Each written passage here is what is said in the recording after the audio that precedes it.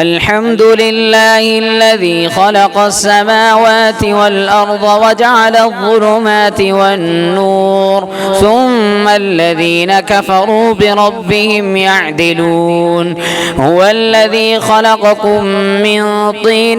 ثم قضى أجلا وأجل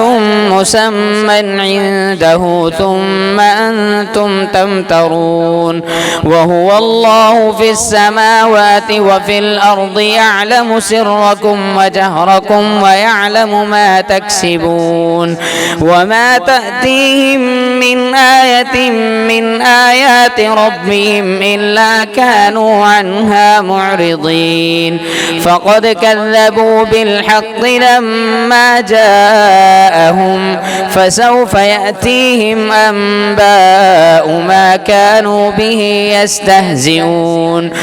ألم يروا كم أهلكنا من قبلهم من قرن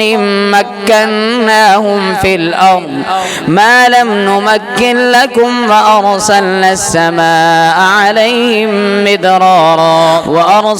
السماء عليهم مدرارا وجعلنا الأنهار تجري من تحتهم فأهلكناهم بذنوبهم وأنشأنا من بعدهم قرنا آخرين